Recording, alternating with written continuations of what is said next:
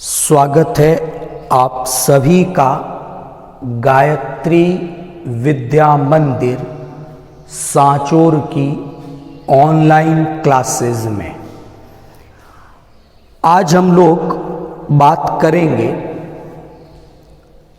12th biology के chapter number 41 के last topic के बारे में। इस चैप्टर में हम लोगों ने एपीकल्चर, मधुमक्खी पालन, सेरीकल्चर, रेशम कीट पालन, लेक कल्चर, लाख कीट संवर्धन और पिसिकल्चर, मत्स्य संवर्धन, मछली पालन, इन टॉपिकों के बारे में अभी तक डिस्कस कर लिया है।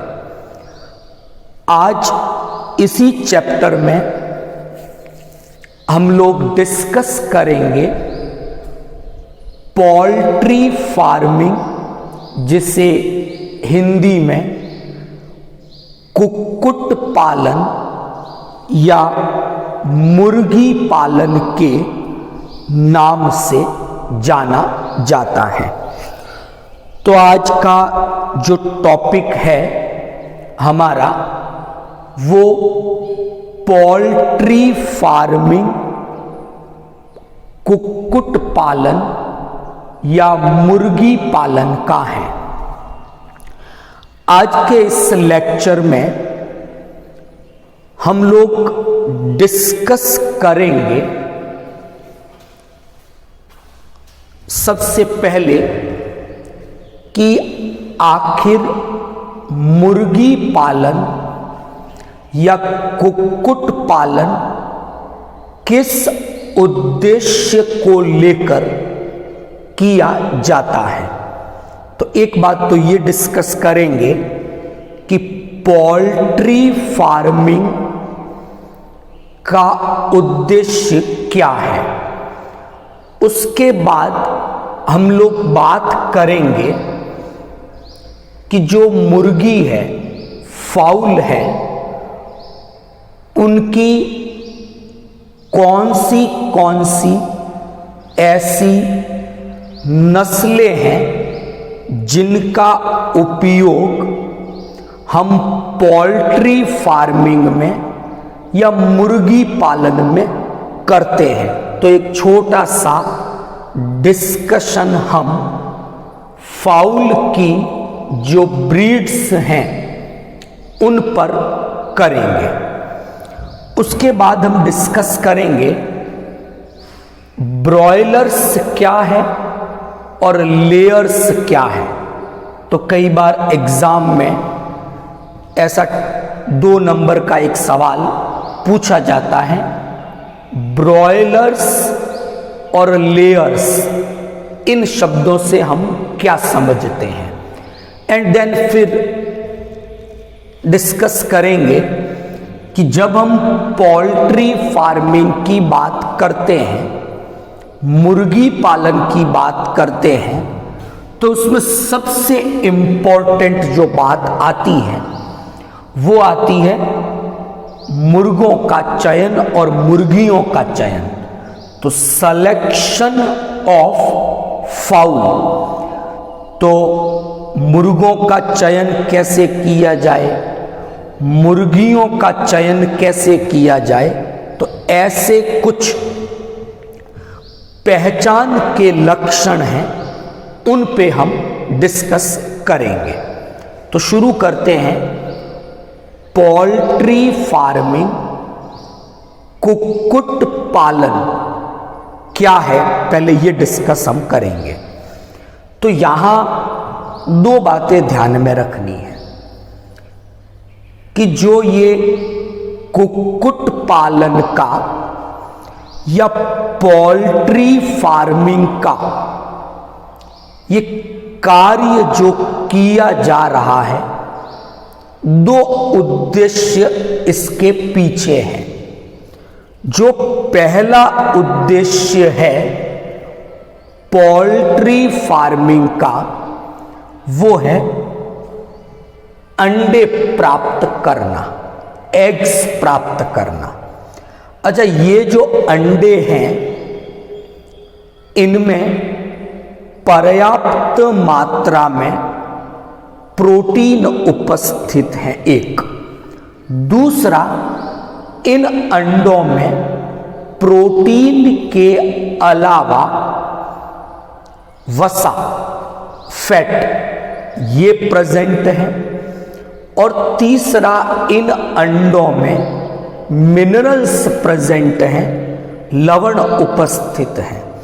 तो ये जो अंडे हैं ये एक प्रोटीन के स्रोत के रूप में उपयोग में लिए जाते हैं। तो इन अंडों को प्राप्त करने के लिए, और ये अंडे भोजन के रूप में उपयोग में लिए जाते हैं, क्योंकि इनमें पर्याप्त मात्रा में प्रोटीन है, वसा है और मिनरल्स प्रेजेंट है। तो जो पोल्ट्री फार्मिंग का पहला उद्देश्य है, वो उद्देश्य अंडों की प्राप्ति है। और इसीलिए मुर्गियों को और अन्य कुछ जंतु हैं, पक्षी हैं, जैसे टर्की है, इनको पाला जाता है या पोल्ट्री फार्मिंग का काम किया जाता है। दूसरा जो मैं उद्देश्य की बात करूंगा कि ये जो पक्षी हैं, चाहे वो टर्की हो, चाहे वो मुर्गियां हो, इन्हें पालने का जो दूसरा उद्देश्य है वो है मांस की प्राप्ति, कि इनका मांस भोजन के रूप में उपयोग में लिया जाता है। तो पोल्ट्री फार्मिंग बेसिकली इन दो उद्देश्यों को लेकर काम में ली जाती है। अंडों की प्राप्ति के लिए एक, और दूसरा मांस की प्राप्ति के लिए, मीट प्रोडक्शन के लिए। तो पोल्ट्री फार्मिंग इन दो उद्देश्यों को लेकर की जाती है। अब पोल्ट्री फार्मिंग है क्या, कैसे हम पोल्ट्री फार्मिंग को डिफाइन करेंगे, इस पे थोड़ी सी चर्चा हम डिस्कस करेंगे। अंडों की और मांस की प्राप्ति के लिए उच्च गुणवत्ता वाली, उच्च उत्पादन क्षमता वाली मुर्गियों की या जो अन्य पक्षी हैं उनकी प्रजातियों का पालन पोल्ट्री फार्मिंग कहलाता है। Is it clear? अब यहां मैं बात कर रहा हूं कि पोल्ट्री फार्मिंग में मुर्गियों के अलावा कुछ अन्य पक्षी हैं, उनको भी उपयोग में लिया जाता है। तो उसमें मुर्गी के अलावा मैंने बात की, जो टर्की पक्षी है उसे भी अंडों के उत्पादन के लिए, मांस की प्राप्ति के लिए पाला जाता है। लेकिन हमारे सिलेबस में जो एक डिटेल डिस्कशन दी हुई है वो केवल और केवल मुर्गी पालन के बारे में है। तो हम जो डिटेल डिस्कशन कर रहे हैं वो फाउल या मुर्गी पालन के बारे में करेंगे। Is it clear? तो पोल्ट्री फार्मिंग में उन सभी पक्षियों की बात करते हैं जिनसे अंडे प्राप्त करने हो या जिनका उपयोग मांस प्राप्ति के लिए होता हो, अगर उनका हम पालन करते हैं तो उसे पोल्ट्री फार्मिंग कहेंगे। लेकिन हम जो डिटेल डिस्कशन कर रहे हैं वो फाउल यानी मुर्गी पालन के बारे में करेंगे। ओके, डिस्कस करते हैं। तो इंडिया की बात करें, भारत में मुर्गी की जो डोमेस्टिक स्पीशीज है यानी जो घरेलू प्रजाति है, जिसे आप नॉर्मली क्या कहो, घरेलू मुर्गी कह दो या डोमेस्टिक फाउल कह दो, इसे मुर्गी पालन के लिए उपयोग में लिया जाता है। तो उसका एक जूलॉजिकल नेम है, प्राणी वैज्ञानिक नाम है जो आपको पता होना चाहिए, गैलस डोमेस्टिकस। Is that clear? तो जब हम मुर्गी पालन की बात करते हैं तो मुर्गी पालन के लिए घरेलू मुर्गी का, डोमेस्टिक फाउल का, जिसका प्राणी वैज्ञानिक नेम गैलस डोमेस्टिकस है, इसे हम मुर्गी पालन के लिए प्रयोग में लेते हैं। तो उसका एक साइंटिफिक नाम आपको याद होना चाहिए, कॉमन नाम पता होना चाहिए। अब इस गैलस डोमेस्टिकस की, ये जो डोमेस्टिक फाउल है, इसकी 2 प्रकार की ये नस्लें हैं। इन्हें हम मुर्गी पालन के लिए उपयोग में लेते हैं।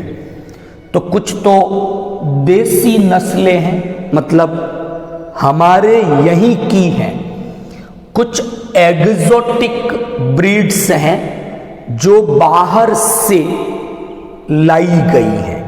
तो 2 प्रकार की ब्रीड्स या नस्लें मुर्गी पालन के लिए प्रयोग में ली जाती हैं। इनमें से जो पहली कैटेगरी की है वो देसी ब्रीड्स हैं और दूसरी एग्जोटिक ब्रीड्स हैं। नाम में बिल्कुल इतना सा याद रखना है कि जो देसी ब्रीड्स हैं वो स्थानीय हैं, हमारे यहीं की हैं, जबकि जो एग्जोटिक ब्रीड्स हैं ये बाहर से यानी विदेशों से मुर्गी पालन के लिए लाई गई है। तो अगर हम देसी ब्रीड की बात करें तो हमारे यहां पर कुछ ब्रीड्स के मैं नाम लिखता हूं। एक का नाम है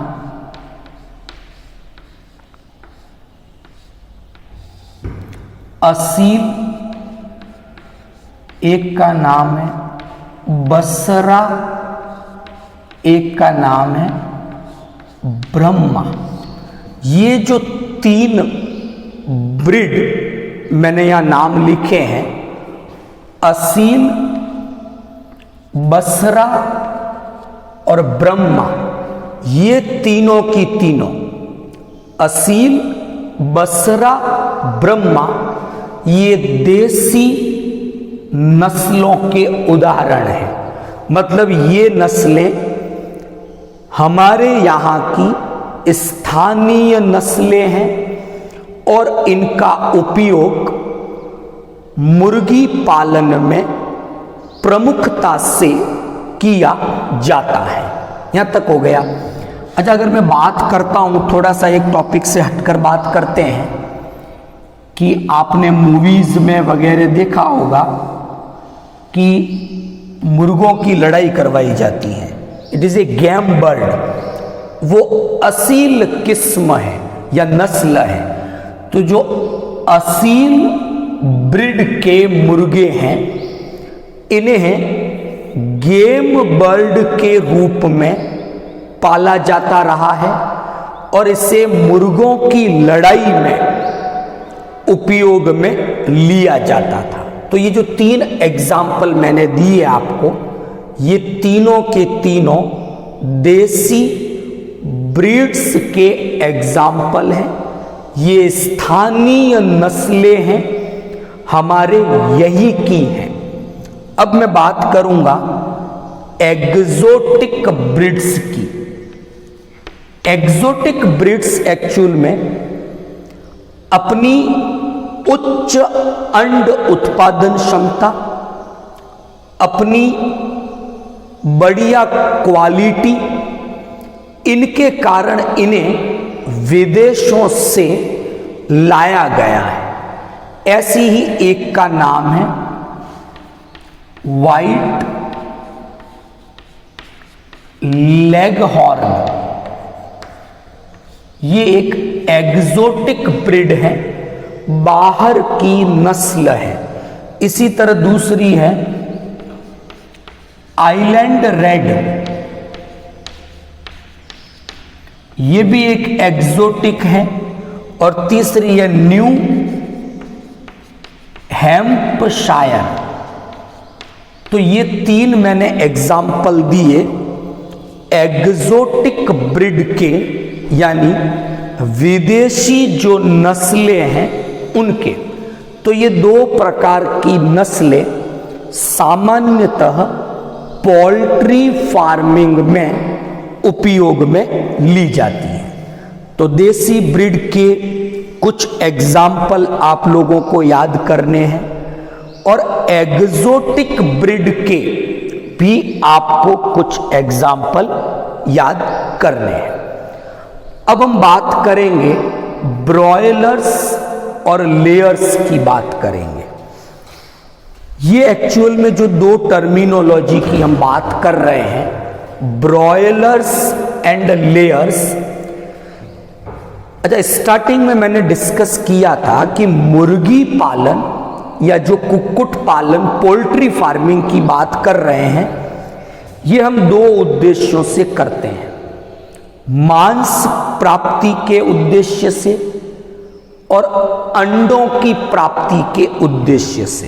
तो यहां एक चीज समझनी है कि अगर पोल्ट्री फार्मिंग इस दृष्टि से की जा रही है कि केवल मांस का प्रोडक्शन किया जाए या केवल मीट की प्राप्ति हो, तो ऐसे केस में ऐसी नस्लें उपयोग में ली जानी चाहिए जो मांस प्राप्ति के लिए उपयुक्त हो। दूसरी ओर अगर पोल्ट्री फार्मिंग केवल अंडों की प्राप्ति के लिए की जा रही है, उद्देश्य है कि ज्यादा से ज्यादा एग प्रोडक्शन हो, तो वो नस्लें भी ऐसी उपयोग में ली जानी चाहिए जो ज्यादा अंडों का उत्पादन करे। तो उसी हिसाब से ये 2 टर्मिनोलॉजी है। अगर ऐसी नस्लों का उपयोग करते हैं जो मीट प्रोडक्शन की दृष्टि से बढ़िया है, तो उन नस्लों को ब्रॉयलर्स के नाम से जाना जाता है। अगर अंडों की प्राप्ति के लिए करें तो उन्हें लेयर्स के नाम से जाना जाएगा। तो ये जो नस्लें हैं वो भी 2 प्रकार की हो गई, मीट यानी मांस प्राप्ति वाली और अंडों को प्रोड्यूस करने वाली या अंडों की प्राप्ति के लिए। अब अगली बात जो आज के टॉपिक का लास्ट पॉइंट है, सिलेक्शन ऑफ फाउल। हम फाउल का सिलेक्शन कैसे करेंगे, मुर्गों का चयन कैसे करेंगे। तो जब भी मुर्गी पालन की बात आती है तो हमें किसी न किसी नस्ल का चयन करना है। अब उस नस्ल में भी मुर्गों का चयन आप कैसे करोगे, मुर्गियों का चयन कैसे करोगे, तो मैंने कुछ पहचान के लक्षण यहां पर मेंशन किए हैं फर्स्ट जो ये 4 कैरेक्टर्स लेफ्ट साइड के लिखे हुए हैं, चमकदार आंखें, चोंच छोटी होनी चाहिए, पीछे की ओर मुड़ी हुई हो, पूंछ लंबी हो, ऊपर उठी हुई हो, और मुर्गा तो बांग लगाता है और वो अच्छी बांग लगाता हो। अगर ऐसी प्रॉपर्टीज हैं तो ऐसा मुर्गा मुर्गी पालन के लिए उपयुक्त है, उसका सिलेक्शन किया जाना चाहिए।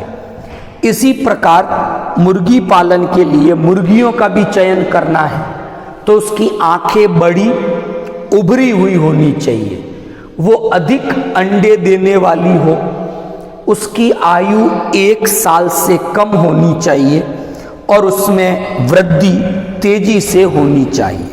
तो ये कुछ लक्षण हैं जिनकी सहायता से हम मुर्गे व मुर्गियों का चयन मुर्गी पालन के लिए करते हैं। तो आज तक का ये टॉपिक आपको समझ में आया। कल हम लोग डिस्कस करेंगे कि वर्तमान में मुर्गी पालन के लिए 2 प्रकार के मेथड या 2 प्रकार की विधियां प्रचलित हैं। उसमें से एक विधि का नाम है डीप लिटर विधि, दूसरी का नाम है पिंजरा प्रणाली, केज मेथड। तो वर्तमान में क्या किया जाता है कि पहले डीप लिटर विधि काम में ली जाती थी, लेकिन रिसेंटली अब डीप लिटर के स्थान पर पिंजरा प्रणाली विधि काम में ली जाती हैं। उसके बारे में कल हम लोग डिस्कस करेंगे। Thank you all of you.